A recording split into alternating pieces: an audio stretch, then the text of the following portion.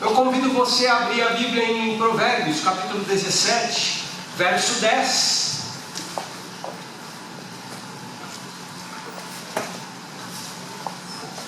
Como a igreja já sabe, eu tenho trazido nos domingos de ceia mensagens sobre a ceia. Um domingo do mês eu trago para a igreja princípios de sabedoria e nos outros eu trago o Evangelho de João. Hoje eu gostaria de falar sobre sabedoria na vida, coisas as quais nós devemos observar na nossa vida para vivermos com sabedoria, de acordo com os padrões e de acordo com aquilo que a Bíblia tem para nós. Então o texto que eu vou usar hoje, nosso ponto de partida é Provérbios capítulo 17, verso 10.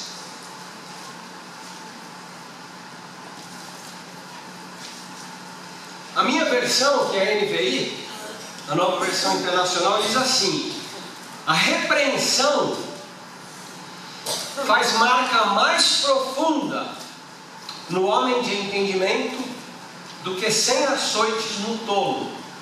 Vamos ler juntos? A repreensão faz marca mais profunda no homem de entendimento do que 100 açoites no tolo. Se você pega uma pessoa que está disposta a aprender, se você pega uma pessoa que tem o coração aberto para aprender, aquilo que você fala para ela vai valer muito mais do que se você der 100 açoites, 100 chicotadas num tolo, numa pessoa que não está disposta a aprender, numa pessoa com o coração fechado, com um coração, não sei, orgulhoso, com um coração, não sei, desatento, enfim, alguém que não quer, alguém que não está aberta. Agora, aquele que tem entendimento, que é sábio, você vai, você instrui, e ele recebe, e ele aceita. É isso que a palavra está nos dizendo. Então hoje, irmãos, eu não queria falar, eu não queria enfatizar a disciplina, a maneira de se disciplinar. Eu não queria enfatizar a pessoa que traz a disciplina. Eu não queria falar aqui sobre autoridade, eu não queria falar sobre pai, eu não queria falar sobre o pastor da igreja, eu não queria falar sobre isso. Ou um indivíduo qualquer que vem e traga uma palavra de disciplina. Mas eu queria falar sobre a nossa capacidade para aprender. A minha capacidade para aprender, a sua. O quanto nós estamos dispostos nessa vida, nos dias que nós temos nessa vida, o quanto nós estamos dispostos a aprender. Então o título da mensagem de hoje é capacidade de aprender.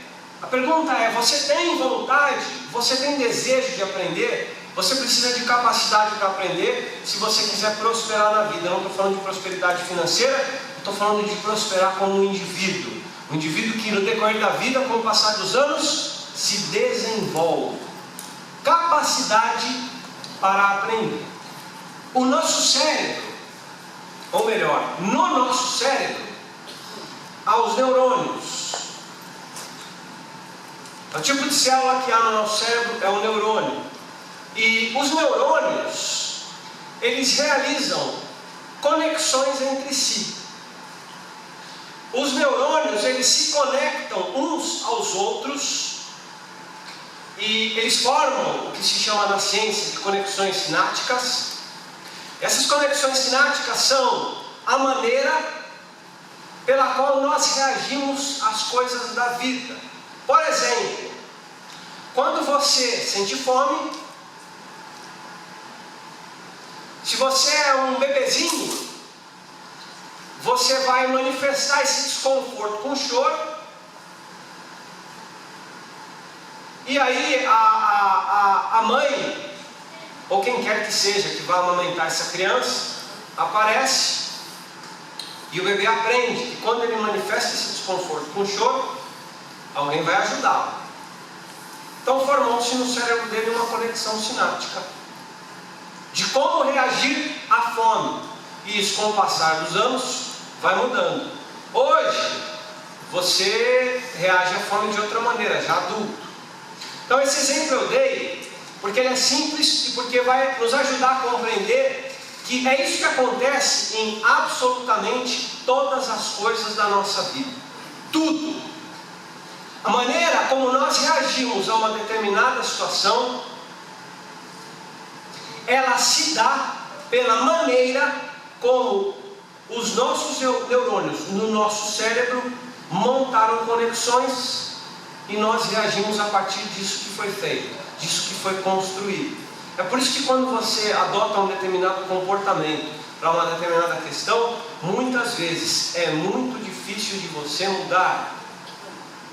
Porque não se trata só de algo do âmbito do invisível, do comportamento, mas se trata de algo do fisiológico, do orgânico. O teu cérebro, as células do teu cérebro, elas estão condicionadas a reagir daquela forma quando você passa por aquela situação. Não é impressionante de que há um caminho físico para você reagir a uma determinada situação? E olha só que interessante, lendo também sobre o assunto, quanto menos idade, quanto mais novo o indivíduo, mais aberto o organismo dele está para estabelecer novas conexões e aprender coisas diferentes, a fazer algo ou de um determinado jeito que alguém ensinou, ou mudar o jeito que ele está fazendo. Por isso que a gente brinca, fala que criança é esponja, criança absorve. Por quê? É uma questão cerebral. Quanto menos idade, mais facilidade. 1, para se aprender. 2, para se mudar o que já se aprendeu.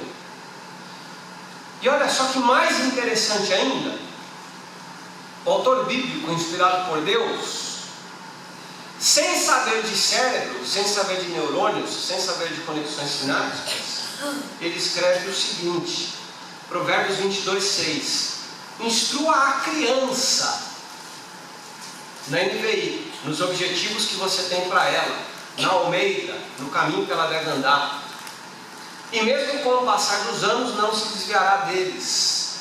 Ensinar a criança, quanto mais novo melhor. Recado para a igreja: estejamos atentos às nossas crianças.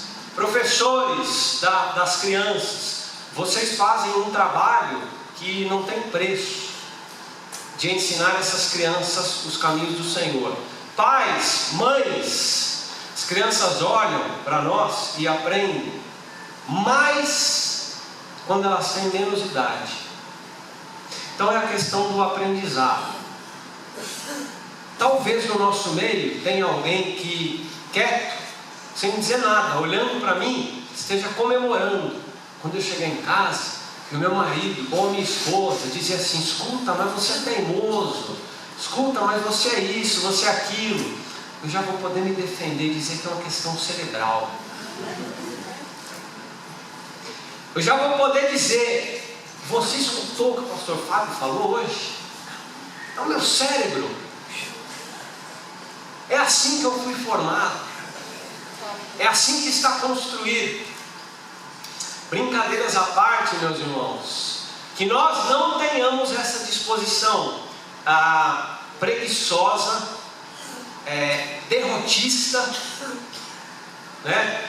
E eu diria às vezes até covarde, de se esconder, de se escorar em uma informação como essa, para não querer aprender, porque afinal de contas é sobre isso que estamos falando hoje à noite, né? Disposição, capacidade para aprender, e aprender coisas boas, e aprender coisas novas, e aprender coisas que venham a nos aproximar de Cristo, e aprender coisas que vão melhorar a nossa vida e das pessoas ao nosso redor.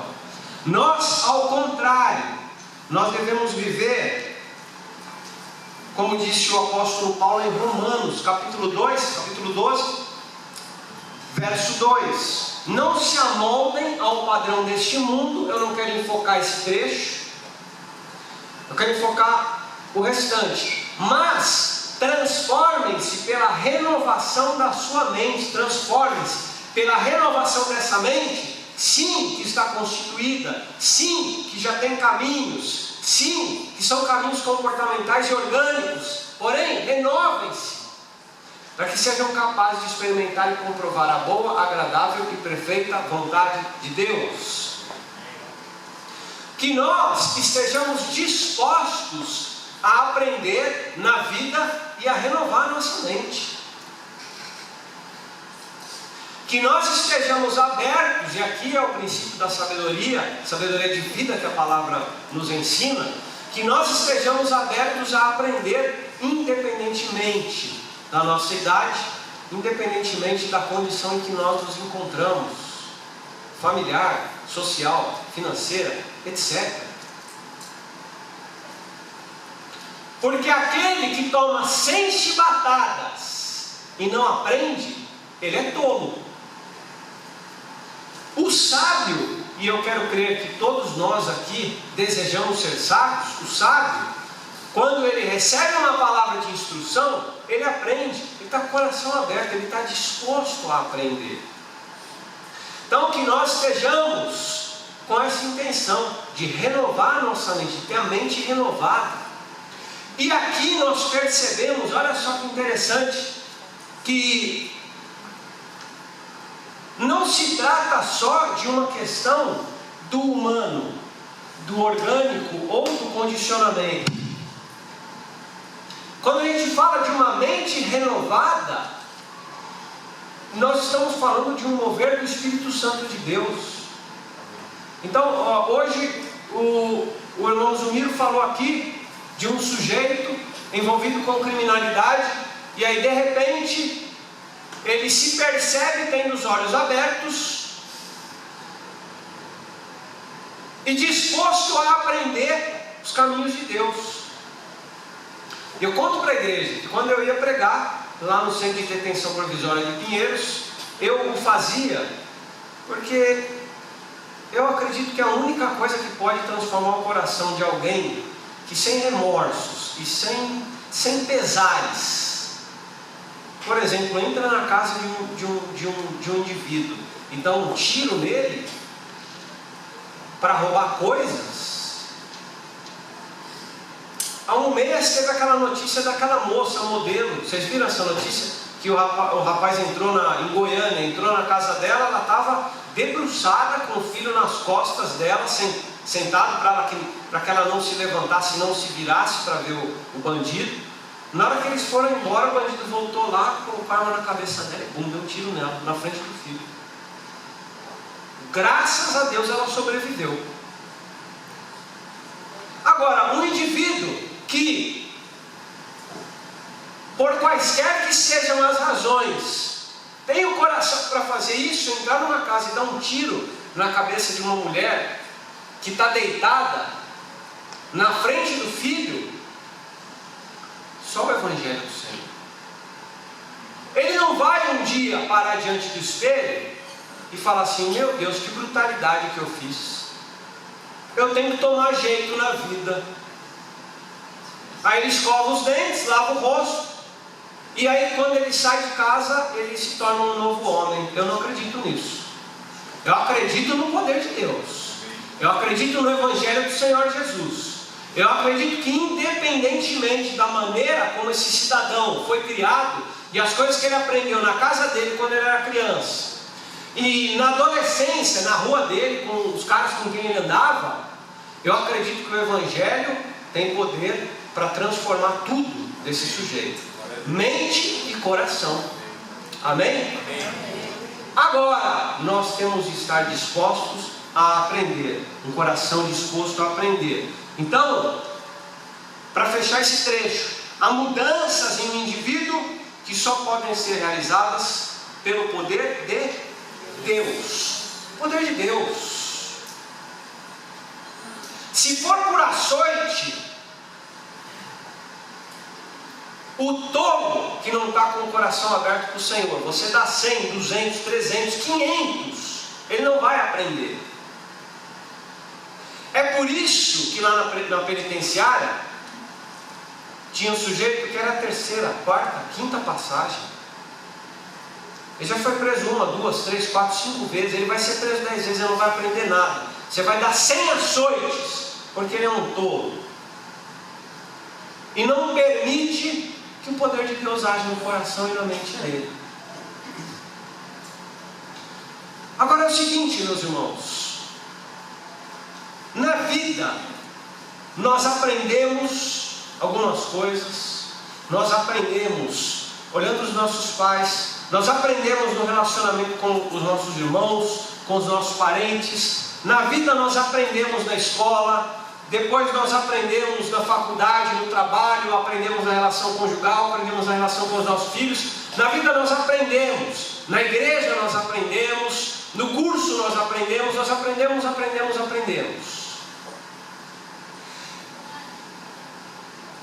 E nós agimos muitas vezes acertadamente, e nós agimos muitas vezes equivocadamente. Na vida nós acertamos e erramos.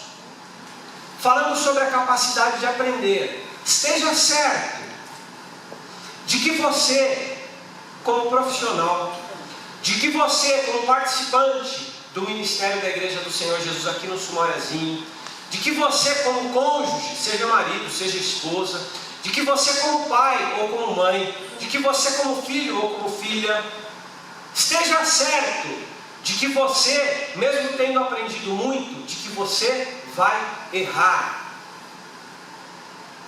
Esteja certo de que você não vai fazer tudo de maneira irrepreensível. E na nossa sociedade há um meio, há uma maneira suja, há uma maneira baixa de nós nos colocarmos diante do nosso próximo em relação às questões da vida, que é apontando e acusando o erro do outro. Quando nós, por alguma razão, desejamos trazer à tona o erro do outro, e na nossa sociedade a questão do erro, ela é muito forte. Por quê? Porque equivocadamente nós acreditamos que quanto mais nós ressaltarmos a falha do outro, de alguma forma nós vamos conseguir nos exaltar. Quanto mais o outro está para baixo, mais para cima eu vou estar. Esse é o raciocínio do ser humano. E nós não estamos dispostos a deixar de lado o erro do outro e a olharmos para nós mesmos e sermos esse sábio que não precisa tomar 100 açoites. Esse sábio que olha para uma situação, seja na sua própria vida, seja na vida de quem está do lado, e ele aprende. E ele olha, em vez de ele apontar e acusar o erro, ele aprende. Ele olha e fala assim: deixa eu ver o que dá para eu aprender com isso que aconteceu, na própria vida e na vida do outro. Aí diz o provérbio, né? Não sei se é provérbio chinês que me ocorreu agora: sábio é o que aprende com o erro do outro. Eu não preciso ele. Sábio é o que olha para o outro e fala: isso aqui eu não vou deixar acontecer comigo. Se nós pensarmos num contexto religioso, se nós pensarmos na palavra, se nós pensarmos nos dias de Jesus, nós olhamos para os fariseus e eles queriam ficar apontando o erro dos outros. A gente tem aqui um texto clássico, que é Mateus 23, 24, em que Jesus os repreende dizendo assim: vocês, fariseus, como um mosquito, engolem um camelo.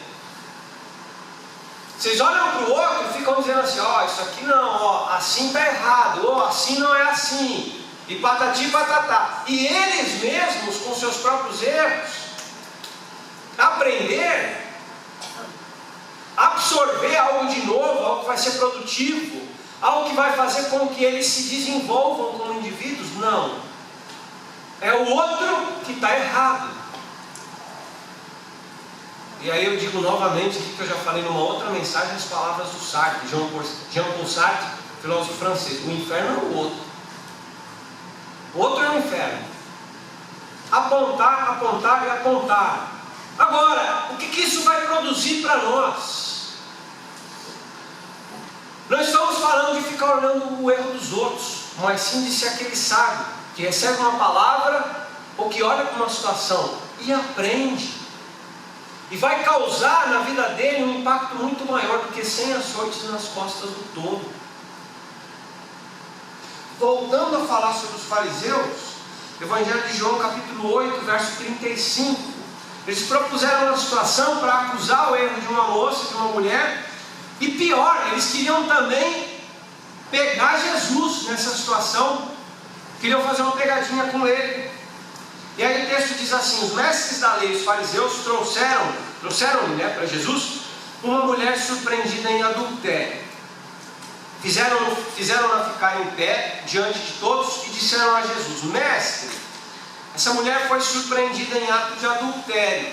Na lei, Moisés nos ordena apedrejar tais mulheres. E o Senhor, o que diz? Então ali, esses homens, esses religiosos, eles queriam eles queriam levantar dois erros. Primeiro era da mulher: olha, essa daqui pecou, falhou, o que tem que fazer com ela? E o que eles desejavam, na verdade, era estar também fazendo Jesus escorregar. A lei diz isso, você diz o quê? E Jesus, de maneira sábia, ele responde, né? A lei manda, vamos fazer. Então vamos fazer o seguinte: o primeiro dentre nós que não é, seja o primeiro a atirar a pedra nela. Diz o texto que foram se retirando todos.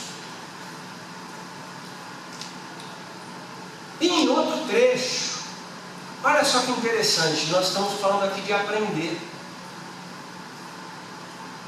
Enquanto o tempo todo os religiosos dos dias de Jesus estavam apontando e sinalizando erros, Jesus Cristo, no outro trecho, diz assim: olha, se alguém errar, se alguém pecar, se alguém falhar, você faz o seguinte: primeiro você chama a pessoa e você conversa com ela. Porque o foco não é o erro. A questão não é o erro. A questão é aprender. Então, quando alguém falhar, você não fala para ninguém, você não conta para ninguém. Você vai lá, chama a pessoa, conversa com ela. Você aponta o erro para ela. Se não funcionar, o que faz? Você vai e conta para todo mundo? Você escreve o erro, a falha dessa pessoa e você coloca lá na praça? Não. Você vai e chama mais 2 ou 3. Para quê? Para ela aprender. Porque o foco não é o erro.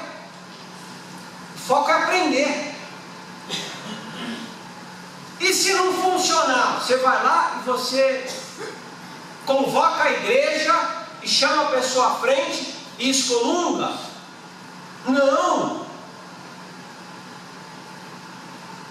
Você chama a igreja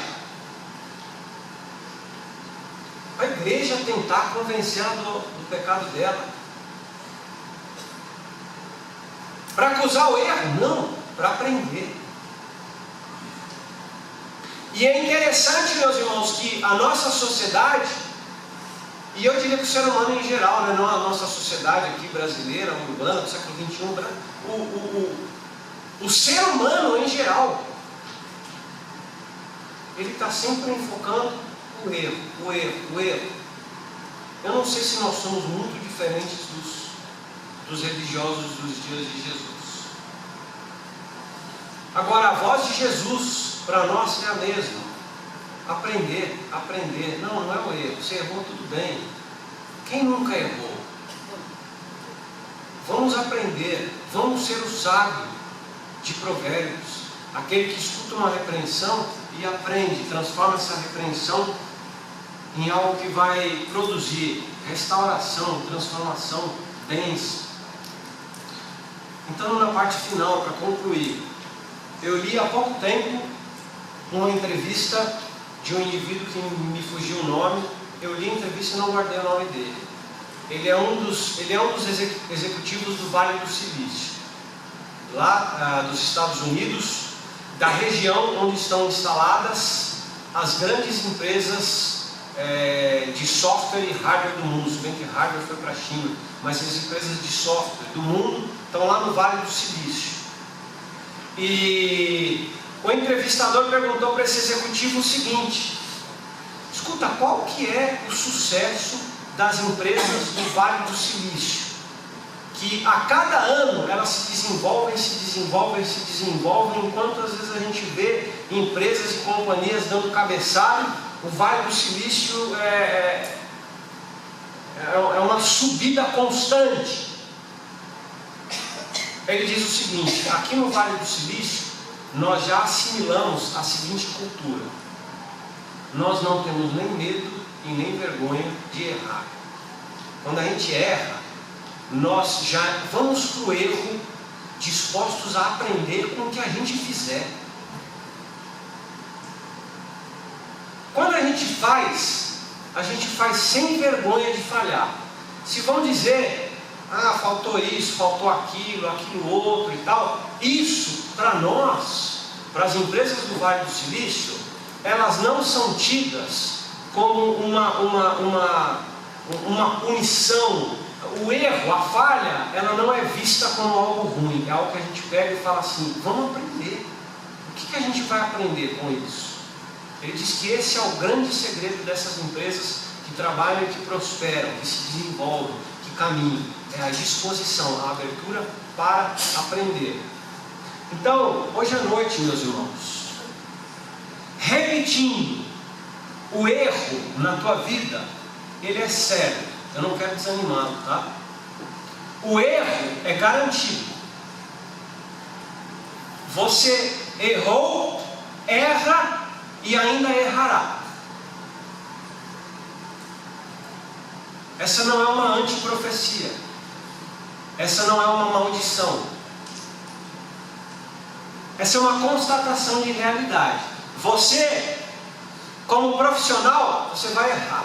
Como pai, você vai errar. Como mãe, você vai errar. Como marido, você vai errar. Como esposa, você vai errar. Como filho, como estudante, como participante dessa comunidade, você vai errar. O erro é certo. Eu garanto a você que você vai errar.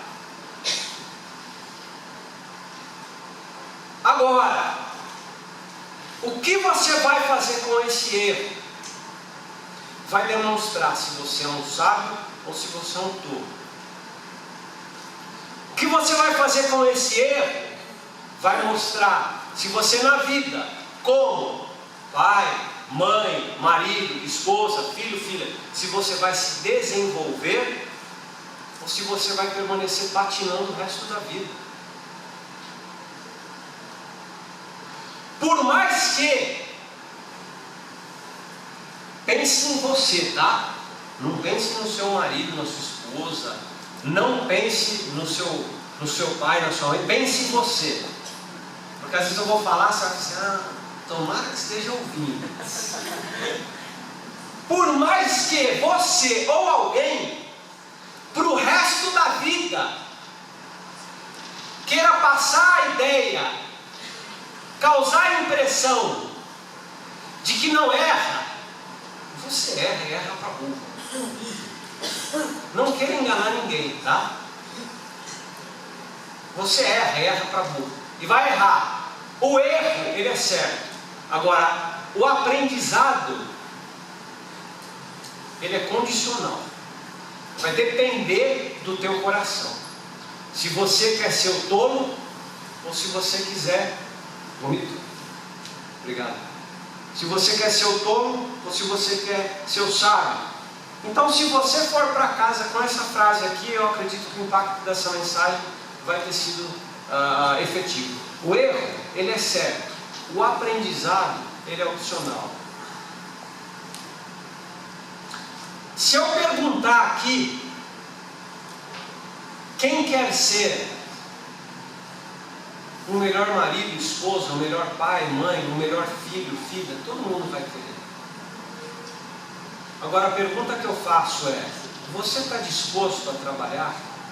Você está disposto a reconhecer as suas falhas? Você está disposto a pedir perdão para as pessoas ao teu redor?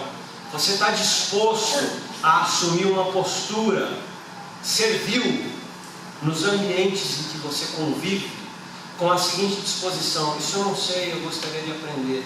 A pergunta não é se você quer ser melhor, a pergunta é: você está disposto? Seu coração está aberto, a sua mente está aberta. Você quer permitir que o Espírito Santo de Deus trabalhe na tua vida e vá te moldando, para que conexões que já foram feitas, que já estão consolidadas, para que isso seja mudado para a honra e glória do Senhor e para a tua alegria e a alegria das pessoas que convivem com você? Você quer? Amém. Você precisa trabalhar, você precisa orar, você precisa ser um aliado. Amém? Vamos orar? Convido você a fechar os seus olhos.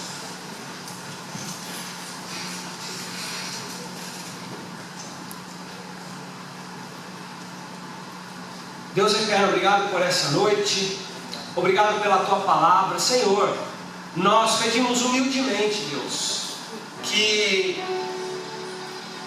o teu Espírito Santo nos ajude e nos mostre, Senhor, sim, as nossas falhas, e nos aponte, Senhor, não com um ar acusatório, não com deboche, porque não é assim que o teu Espírito trabalha, mas nos aponte, Senhor, aquilo que precisamos melhorar como indivíduos, Senhor, com a nossa família, com os nossos colegas de trabalho, na tua igreja, Senhor, com amigos. Senhor, nós desejamos sim ser pessoas mais sábias, pessoas mais desenvolvidas, Senhor, pessoas mais parecidas com o teu Filho Jesus, com a perfeição do teu Filho Jesus. Deus eterno, nós pedimos que fale ao nosso coração, nós pedimos que nos ajude, nós pedimos que nos dê instrução, Senhor, que nos dê desejo de vir para essa casa de oração, que nos dê desejo de ler tua palavra, que nos dê desejo, Senhor, de ler, Senhor, coisas a respeito da vida que vão nos ajudar, Senhor, como indivíduos. Nós sabemos que nós não temos como prosperar, nós não temos, Senhor, como ser bem-sucedidos se não for pelo teu Espírito. Por isso nós humildemente pedimos que nos ajude, que nos fortaleça, que nos anime, que abra o nosso coração e a nossa mente, para que nós possamos, Senhor, sim, ser pessoas mais parecidas com Jesus. Nós agradecemos por tudo e nós oramos no nome dele.